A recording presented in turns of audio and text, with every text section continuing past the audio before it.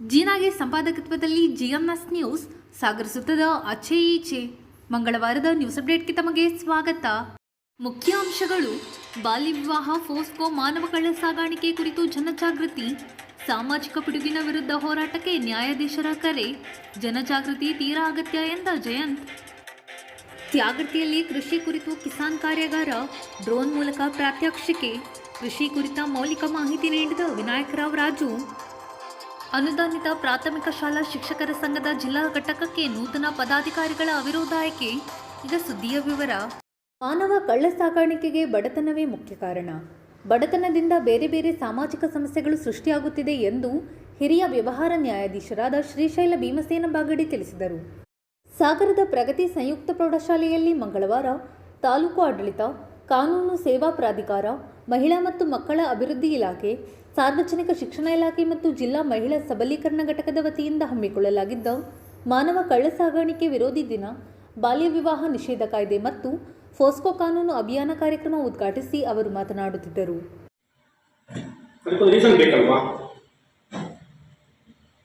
ಇದಕ್ಕೆ ಮುಖ್ಯ ಕಾರಣ ಅಂತಂದ್ರೆ ಬಡತನ ಅಂತ ಹೇಳ್ಬೋದು.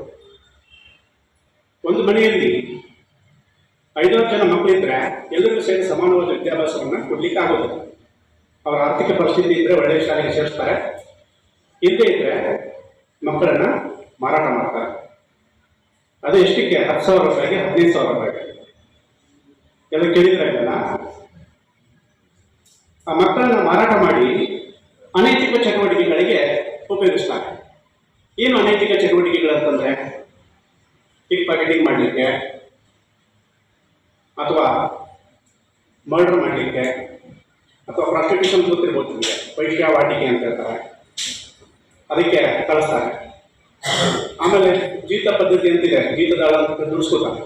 ಅಂದರೆ ಅವರಿಗೆ ಹೆವಿ ವರ್ಕ್ ಹಚ್ಚೋದು, ಪೇಮೆಂಟ್ ಕೊಡೋದು. ಮಕ್ಕಳಿಗೆ ಏನು ಗೊತ್ತು ಇಷ್ಟೇ ಪೇಮೆಂಟ್ ಬರುತ್ತೆ ಅಂತಂದು. ಅವ್ರ ಬೆಳಗ್ಗೆಯಿಂದ ಸಾಯಂಕಾಲವರೆಗೆ ಆ ಕಾರ್ಖಾನೆಯಲ್ಲಿ ಅಥವಾ ಮನೆಯಲ್ಲಿ ಕೆಲಸ ಮಾಡಿಸಿ ಒಂದು ಚಾಕ್ಲೇಟ್ ಕೊಟ್ಟರೆ ಇದೇ ನನ್ನ ಪೇಮೆಂಟ್ ಅಂತ ಹೇಳಿ ಅವರು ತಗೊಂಡು ಹೋಗ್ತಾರೆ. ಇದರ ಜೊತೆಗೆ ಚೈಲ್ಡ್ ಪ್ರಾಸ್ಟಿಟ್ಯೂಷನ್ ಅಂತ ಇದೆ.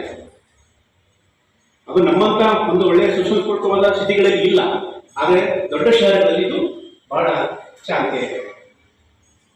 ಏನಂತಂದ್ರೆ ಮಕ್ಕಳನ್ನ ವೇಷವಾಟಿಕೆಯಲ್ಲಿ ದಬ್ಬಿಬಿಡೋದು.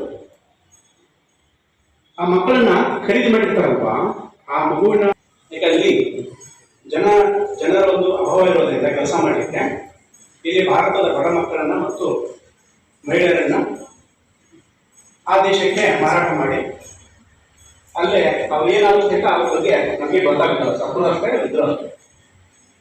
ಬೆಳಿಗ್ಗೆಯಿಂದ ರಾತ್ರಿಯವರಿಗೆ ಕೆಲಸ ಮಾಡಿಸೋದು, ಊಟ ಕೊಡಲ್ಲ, ಸರಿಯಾದ ಪೇಮೆಂಟ್ ಕೊಡಲ್ಲ. ಇದನ್ನ ಮಾನವ ಕಳ್ಳ ಸಾಗಣೆ. ಕಾರ್ಯಕ್ರಮದ ಅಧ್ಯಕ್ಷತೆ ವಹಿಸಿ ಮಾತನಾಡಿದ ಮಲೆನಾಡು ಅಭಿವೃದ್ಧಿ ಪ್ರತಿಷ್ಠಾನದ ಉಪಾಧ್ಯಕ್ಷ BR ಜಯಂತ್, ಆಡಳಿತವನ್ನ ನಾವು ಮಾಡಬೇಕು. ಇದು ದೊಡ್ಡ ದೇಶ ಇದೆ, ಕೋಟ್ಯಾಂತರ ಜನ ಇದೆ.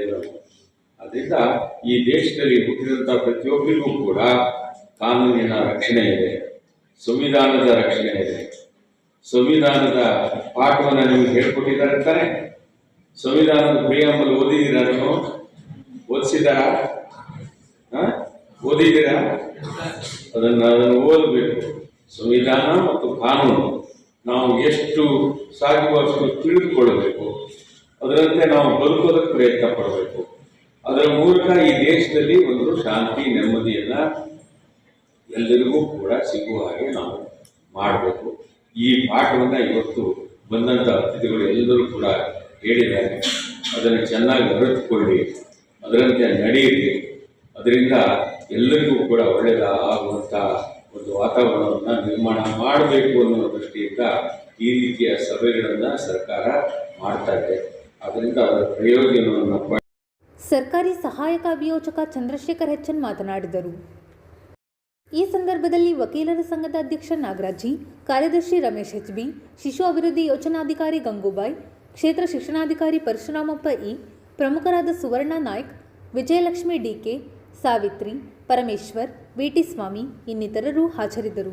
ತನ್ನಯ್ ಪ್ರಾರ್ಥಿಸಿದರು, ವೀರಭದ್ರಪ್ಪ ಸ್ವಾಗತಿಸಿದರು, ಶಂಕರಪ್ಪ ವಂದಿಸಿದರು.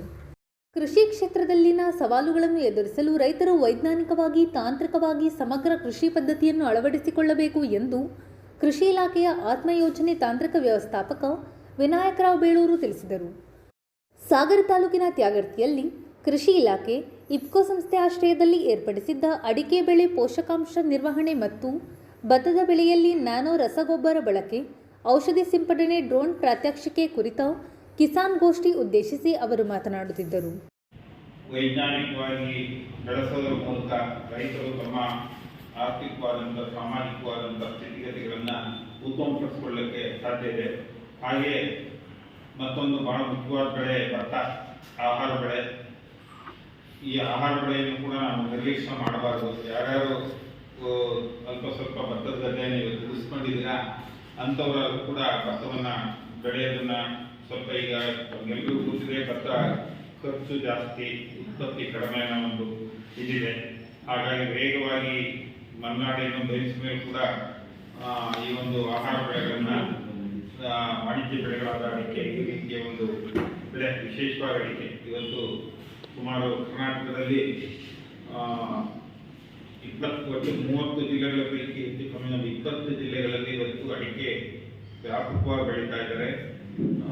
ಅಲ್ಲಿ ಮಲೆನಾಡಿನ ಒಂದು ಸಾಂಪ್ರದಾಯಿಕ ಕೃಷಿಗೂ ಬಯಲುಸೀಮೆ ನಾನಾ ಒಂದು ಬೆಳೆಯುವಂಥ ಕೃಷಿಗೂ ಸಾಕಷ್ಟು ವ್ಯತ್ಯಾಸಗಳಿದೆ.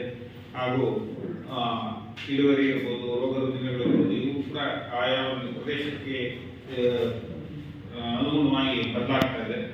ಆದ್ದರಿಂದ ಇವುಗಳ ಬಗ್ಗೆ ಒಂದಿಷ್ಟು ನಾವು ಗಮನ ಸೆಳೆಯಬೇಕಾಗಿದೆ. ವಿಶೇಷವಾಗಿ ಕಳೆದ 2 ವರ್ಷದ ಹಿಂದೆ ನಮ್ಮ ಈ ಹೊಸನಗರ, ಸಾಗರ, ನಿಟ್ಟೂರು ಈ ಭಾಗಗಳಲ್ಲಿ ತೀರ್ಥಹಳ್ಳಿ ಎಲೆ ಚುಕ್ಕಿ ರೋಗ ಬಹಳ ಕಾಡವಾಗಿ ರೈತರನ್ನು ಕಾಡಿತು. ಸ್ವಲ್ಪ ಈ ಕಡೆ ಬೈಲಿದೆ, ಆದರೆ ಗುಡ್ಡಗಾಡು ಎಲ್ಲಿ ಮಳೆ ಹೆಚ್ಚು ಜಾಸ್ತಿ ಬರ್ತಾ ಇದೆಯೋ ಅಂಥ ಪ್ರದೇಶಗಳಲ್ಲಿ ಎಲೆ ಚುಕ್ಕಿ ರೋಗ ಇದಾಗಿದೆ. ಇನ್ನೂ ಸಂಪೂರ್ಣ ಅದು ನಿರ್ಮಾಣ ಆಗಿಲ್ಲ, ಇನ್ನೂ ಅಲ್ಲಲ್ಲಿ ಸರಿಯಾಗ್ತಾ ಇದೆ. ಅದ್ರ ಬಗ್ಗೆ ಕೃಷ್ಣ ಪ್ರಸಾದ್ ಮಾತಾಡ್ತಾರೆ. ಅವರು ಸುಮಾರು ಒಂದು 32-33 ವರ್ಷಗಳ ಕಾಲ ತೋಟಗಾರಿಕೆ ಇಲಾಖೆಯಲ್ಲಿ ವಿವಿಧ ಹುದ್ದೆಗಳಲ್ಲಿ ನಾವೇನಾಗಬೇಕಾಗಿದೆ, ಅದಕ್ಕೆ ತಕ್ಕದಾಗಿ ನಮ್ಮ ತಾಂತ್ರಿಕತೆಗಳು ಉತ್ತಮಪಡಿಸಬೇಕಾಗಿದೆ. ಯಾವುದೇ ರೀತಿಯ ಎದುರನ್ನು ಸವಾಲನ್ನು ನಾವು ಎದುರಿಸಬೇಕು ಅಂತಂದ್ರೆ ನಮ್ಮ ತಾಂತ್ರಿಕತೆಗಳು ಉತ್ತಮ ಆಗಬೇಕು. ಆ ತಾಂತ್ರಿಕತೆಗಳನ್ನು ಉತ್ತಮ ಆಗಬೇಕಾಗಿ ಈ ಥರ ಒಂದು ವೈಜ್ಞಾನಿಕವಾದಂಥ ಕೃಷಿ ಅಲ್ಲಿ ಸಮನ್ವಯ ಇರಬೇಕು. ಬರೀ ರಾಸಾಯನಿಕ ಅಲ್ಲ. ನಾನು ನಮ್ಮ ಹಿರಿಯ ಮಿತ್ರರಿಗೆ ಹೇಳ್ತೀನಿ, ಕೇವಲ ರಾಸಾಯನಿಕದ ಬಗ್ಗೆ ಒತ್ತು ಕೊಡಬೇಡಿ, ರಾಸಾಯನಿಕದ ಜೊತೆಗೆ ಸಾವಯವ ಕೃಷಿಯಲ್ಲೂ ಕೂಡ ಇದನ್ನ ಸಮನ್ವಯವಾಗಿ ಕೊಡುವಂಥ ಒಂದು ಸೊಲ್ಯೂಷನ್ಸ್ನ ರೈತರಿಗೆ ನಾವು ಕೊಟ್ಟರೆ ರೈತರು ಖಂಡಿತವಾಗಿಯೂ ಇನ್ನಷ್ಟು ಹೆಚ್ಚು ಬೆಳೆಯನ್ನು, ಆರೋಗ್ಯಪೂರ್ಣವಾದಂಥ ಬೆಳೆಯನ್ನು ಬೆಳೆಯುವಂಥ ಸಾಧ್ಯತೆಗಳಿದೆ. ಅದರ ಮೂಲಕ ಅವರ ಒಂದು ಜೀವನವೂ ಹಸನಾಗಬೇಕು ಹಾಗೂ ದೇಶಕ್ಕೂ ಕೂಡ ಆಹಾರ ಭದ್ರತೆ ಒದಗಬೇಕು ಅನ್ನೋದು ಬಹಳ ಮುಖ್ಯವಾದಂಥ ಒಂದು ಇದು. ಈ ಥರ ಒಂದು ಗೋಷ್ಠಿ, ಕಿಸಾನ್ ಗೋಷ್ಠಿ ಅನ್ನೋದನ್ನ ಕಾನ್ಸೆಪ್ಟ್ ಏನು ಅಂದರೆ ರೈತರ ಜೊತೆಗೆ ಸಂವಾದ ಇದೆ. ಕೇವಲ ಒನ್ ಮೇ ಟಾಪಿಕ್ ಆಗಲ್ಲ. ನಾವು ಇವ್ರು ಹೇಳಿದ್ದಷ್ಟೇ, ನಾವು ಹೇಳಿದ್ದಷ್ಟೇ ನೀವು ಕೇಳಬೇಕು ಅಂತಿಲ್ಲ. ದಯಮಾಡಿ ನೀವು ಪ್ರಶ್ನೆಗಳನ್ನು ಕೇಳಬಹುದು ಅವರ ಗೋಷ್ಠಿಯ ಒಂದು ಇದರಲ್ಲಿ. ಹಾಗಾಗಿ ಈ ಒಂದು ಗೋಷ್ಠಿ ಯಶಸ್ವಿ ಆಗ್ತದೆ. ನುರಿತವಾದಂಥ ಸಂಪನ್ಮೂಲ ವ್ಯಕ್ತಿಗಳಿದ್ದಾರೆ, ಅವರಿಂದ ಸಾಕಷ್ಟು ಮಾಹಿತಿ ಸಿಗ್ತದೆ ಅಂತ ಈ ಸಂದರ್ಭದಲ್ಲಿ ನಾನು ಆಶಿಸ್ತೇನೆ. ಹಾಗೂ ಈ ಒಂದು ಕಾರ್ಯಕ್ರಮ ನಡೆಯಲಿಕ್ಕೆ ಮುಖ್ಯವಾಗಿ ಆಕಸ್ಮಿಕವಾಗಿ ನಾನು ಇದೇ ಇಫ್ಕೋ ಸಂಸ್ಥೆ ಪ್ರಾದೇಶಿಕ ವ್ಯವಸ್ಥಾಪಕ ರಾಜು ಬೆನ್ನೂರು ಮಾತನಾಡಿ, 3 ಬ್ಯಾಗ್ ಹಾಕೋದು, 4 ಬ್ಯಾಗ್ ಹಾಕೋದು, ಜಾಸ್ತಿ ಇಳುವರಿ ಬರುತ್ತೆ ಅಂತ ಹೇಳ್ಬಿಟ್ಟು ರೈತರು ಅದನ್ನು ಅತಿ ಹೆಚ್ಚು ಉಪಯೋಗ ಮಾಡಿಬಿಟ್ಟು ಏನಾಗಿದೆ, ಇವತ್ತು ಮಣ್ಣಿನಲ್ಲಿ ಜಾಸ್ತಿ ಹಾಕಿದ್ರೆ ನೀವು ತೇವಾಂಶ ಜಾಸ್ತಿ ಇದ್ದಾಗ ಅಂತರ್ಜಲಕ್ಕೆ ಹೋಗುತ್ತೆ. ಅಂತರ್ಜಲಕ್ಕೆ ಲೀಚಿಂಗ್ ಆಗುತ್ತೆ, ಲೀಚಿಂಗ್ ಲಾಸ್ ಅಂತ ಹೇಳಿ. ನೈಟ್ರೋಜನ್ ನಲ್ಲಿ ಲಾಸಸ್ ಜಾಸ್ತಿ ಇರುತ್ತೆ. ನೀವು 100 kg ಸಾರಜನಕವನ್ನು ಕೊಟ್ಟರೆ 30 ರಿಂದ 40 kg ಅಷ್ಟು ನಮ್ಮ ಬೆಳೆಗೆ ಸಿಗುತ್ತೆ. ಉಳಿದಂಥದ್ದು 60% ವೇಸ್ಟೇಜ್ ಆಗಿ ಹೋಗುತ್ತೆ. ಸೊ ಅದಕ್ಕೆ ಆ ಒಂದು ರಸಗೊಬ್ಬರದ ಒಂದು ವೇಸ್ಟೇಜ್ ಕಡಿಮೆ ಮಾಡಬೇಕು ಮತ್ತು ಪರ್ಯಾಯವಾಗಿ ಯೂರಿಯಾ ಗೊಬ್ಬರಕ್ಕೆ ಪರ್ಯಾಯವಾಗಿ ನಾವು ಬೇರೆ ಮಾರ್ಗವನ್ನು ಕಂಡುಕೊಳ್ಬೇಕು ಅಂತ ಹೇಳ್ಬಿಟ್ಟು ಇಫ್ಕೋ ಸಂಸ್ಥೆ ನ್ಯಾನೋ ಟೆಕ್ನಾಲಜಿ ಅಂತಕ್ಕಂಥ ಒಂದು ಟೆಕ್ನಾಲಜಿಗೆ ಹೋಯ್ತು. ಈ ಇಡೀ ಭಾರತದಲ್ಲಿ ಯಾರು ಕೂಡ ಇದನ್ನ ಮಾಡಲಿಲ್ಲ. ಇಫ್ಕೋ ಸಂಸ್ಥೆ ಪ್ರಪ್ರಥಮವಾಗಿ ನ್ಯಾನೋ ಟೆಕ್ನಾಲಜಿಯಿಂದ ಉಪಯೋಗ ಮಾಡಿ ಈ ಒಂದು ರಸಗೊಬ್ಬರಗಳನ್ನ ಇದ್ರ ಬಗ್ಗೆ ಒಂದು ಸ್ವಲ್ಪ ಮಾಹಿತಿ ಹೇಳಿ ನಾನು ಕ್ಲೋಸ್ ಮಾಡಿ. ಇದು ನ್ಯಾನೋ ಯೂರಿಯಾ ಅಂತ ಹೇಳ್ಬಿಟ್ಟು, ನ್ಯಾನೋ ಯೂರಿಯಾ ಇದು 15 ಬಾಟಲ್ ಬರುತ್ತೆ, 225 rupees ಇದು MRP. ಇದು ಆಲ್ಮೋಸ್ಟ್ ನೀವು 1 ಎಕರೆ ಏನು ಸ್ಪ್ರೇ ಮಾಡ್ತೀರಲ್ಲ ಎಲೆಗಳ ಮುಖಾಂತರ ಸ್ಪ್ರೇ ಮಾಡ್ತಕ್ಕಂಥ ಟೈಮಲ್ಲಿ ಇದನ್ನ ಔಷಧಿ ಜೊತೆಗೂ ಕೂಡ ಮಿಕ್ಸ್ ಮಾಡೋದು ನಾವು.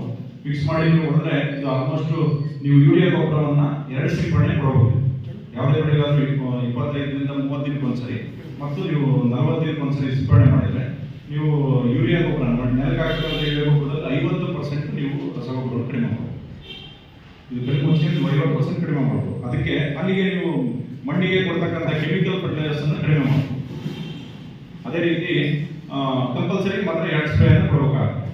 ಈಗ ಮೆಕ್ಕೆಜೋಳ ಇರ್ಬೋದು, ಮೆಕ್ಕೆಜೋಳಕ್ಕೆ 25 ದಿನಕ್ಕೆ ಒಂದು ಸ್ಪ್ರೇ ಕೊಡ್ರಿ, ಮತ್ತೆ 40 ದಿನಕ್ಕೆ ಒಂದ್ಸರಿ ಒಂದು ಸಿಂಪಡಣೆಯನ್ನು ಮಾಡಿದರೆ 50% ನೀವು ರಸಗೊಬ್ಬರ ಯೂರಿಯಾ ಗೊಬ್ಬರವನ್ನು ಕಡಿಮೆ ಮಾಡಬಹುದು. ಇದು ನ್ಯಾನೋ DAP ಅಂತ ಹೇಳ್ಬಿಟ್ಟು ಇದು ಆಲ್ಮೋಸ್ಟ್ ನಿಮಗೆ 600 ರುಪೀಸಲ್ಲಿ ಸಿಗುತ್ತೆ, 400 ರೂಪಾಯಿ. ಆಲ್ಮೋಸ್ಟ್ ಒಂದು ಬ್ಯಾಗಿನ ಕೆಲಸವನ್ನು ಕೂಡ ಮಾಡುತ್ತೆ. ಇದು 350 ರೂಪಾಯಿ ಒಂದು ಬ್ಯಾಗಿನ ಬೆಲೆ ದರ. ಇದನ್ನು ನಾವು ಆಲ್ಮೋಸ್ಟ್ 50% ರೇಟಲ್ಲಿ ಇದನ್ನು ಮಾಡಿದ್ದಾರೆ. ಇದನ್ನು ಕೂಡ ನಾವು ಮೆಥಡ್ ಯಾವ ಥರ ಉಪಯೋಗ ಮಾಡಬೇಕು ಅಂದರೆ ಒಂದು ಬೀಜೋಪಚಾರ ಅಂತ ಹೇಳ್ತೀವಿ. ಈಗ ಬೀಜೋಪಚಾರದ ಬಗ್ಗೆ ನಿಮಗೆಲ್ಲರಿಗೂ ಕೂಡ ಮಾಹಿತಿ ಕೊಡ್ತಾರೆ. ಈಗ ಶುಂಠಿ ಇರ್ಬೋದು, ಶುಂಠಿ ಅದಕ್ಕೆಲ್ಲ ನೀವು ನಾಟಿ ಮಾಡ್ತಕ್ಕಂಥ ಟೈಮಲ್ಲಿ ಒಂದು ಲೀಟರ್ ನೀರಲ್ಲಿ 5 ml ಹಾಕಬಹುದು. ಅಂದರೆ ಒಂದು 10 ಲೀಟ್ರು ಅಥವಾ ಹೆಂಗೆ ನೀವು ಡ್ರಮ್ಮಲ್ಲಿ ಹಾಕೊಂಡು ಅದನ್ನ ಟ್ರೀಟ್ಮೆಂಟ್ ಮಾಡೋದಲ್ಲ, ಅದೇ ಥರ ಮಾಡಿದ್ರೆ ಒಂದು ಡ್ರಮ್ಮಲ್ಲಿ 1 ಬಾಟ್ಲ್ ಹಾಕಿದ್ರೆ ಸಾಕು.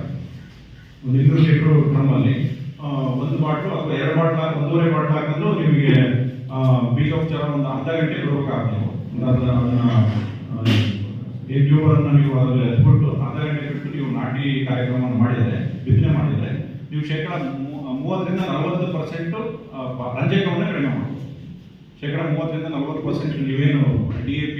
ನಿವೃತ್ತ ತೋಟಗಾರಿಕಾ ವ್ಯವಸ್ಥಾಪಕ ಕೃಷ್ಣಪ್ಪ ಮಾತನಾಡಿದರು. ಕೃಷಿ ಪತ್ತಿನ ಸಹಕಾರ ಸಂಘದ ಅಧ್ಯಕ್ಷ ML ಗಣಪತಿ ಕಾರ್ಯಕ್ರಮ ಉದ್ಘಾಟಿಸಿದರು. KB ಹೊಳೆಯಪ್ಪ, ದೇವರಾಜ್ ಟಿ, ಶ್ರೀನಿವಾಸ್, ಗಿರೀಶ್, ನಾಗರಾಜ್, ಜಯಕುಮಾರ್ ಇನ್ನಿತರರು ಹಾಜರಿದ್ದರು. ಶಿವಮೊಗ್ಗ ಜಿಲ್ಲಾ ಅನುದಾನಿತ ಪ್ರಾಥಮಿಕ ಶಾಲಾ ಶಿಕ್ಷಕರ ಸಂಘದ ಅಧ್ಯಕ್ಷರಾಗಿ ರವಿಕುಮಾರ್ CP ಅವಿರೋಧವಾಗಿ ಆಯ್ಕೆಯಾಗಿದ್ದಾರೆ. ಸೋಮವಾರ ನಡೆದ ಸಂಘದ ಸರ್ವ ಸದಸ್ಯರ ಸಭೆಯಲ್ಲಿ ನೂತನ ಪದಾಧಿಕಾರಿಗಳ ಆಯ್ಕೆ ನಡೆದಿದ್ದು, ಉಪಾಧ್ಯಕ್ಷರಾಗಿ ವೀರಭದ್ರಪ್ಪ, ಪ್ರಧಾನ ಕಾರ್ಯದರ್ಶಿಯಾಗಿ BH ಗಿರೀಶ್, ಕೋಶಾಧ್ಯಕ್ಷರಾಗಿ ಶಿವಕುಮಾರ್, ಸಹ ಕಾರ್ಯದರ್ಶಿಯಾಗಿ ಹಾಲೇಶ್, ಸಂಘಟನಾ ಕಾರ್ಯದರ್ಶಿಯಾಗಿ ಶೇಖರ್ ನಾಯ್ಕ್, ದೇವರಾಜ್, ಸರಸ್ವತಿ ಆಯ್ಕೆಯಾಗಿದ್ದಾರೆ. ನಿರ್ದೇಶಕರಾಗಿ ಉಷಾ, ಜಿಂಜಾ ನಾಯ್ಕ್ ಅವರನ್ನು ನೇಮಕ ಮಾಡಲಾಗಿದೆ. ರಾಜ್ಯ ಸಮಿತಿ ಸದಸ್ಯರಾಗಿ ಜ್ಯೋತಿ KS ಅವರನ್ನು ಆಯ್ಕೆ ಮಾಡಲಾಯಿತು. ಈ ಸಂದರ್ಭದಲ್ಲಿ ತಾಲೂಕು ಸಂಘದ ಅಧ್ಯಕ್ಷರಾದ ಪ್ರಕಾಶ್, ರಮೇಶ್, ಬಸವರಾಜ್, BH ಗಿರೀಶ್, ರುದ್ರೇಗೌಡ ಮಾರ್ಕಳ್ಳಿ ಹಾಜರಿದ್ದರು ಎಂದು ಶಿವಕುಮಾರ್ ಸಾಗರ್ ಪ್ರಕಟಣೆಯಲ್ಲಿ ತಿಳಿಸಿದ್ದಾರೆ. ಇದು ಮಂಗಳವಾರದ ಸಮಗ್ರ ಸುದ್ದಿ. ನಿರಂತರ ಸುದ್ದಿಗಾಗಿ ನೋಡ್ತಾ ಇರಿ GNS ನ್ಯೂಸ್. ನಮಸ್ಕಾರ.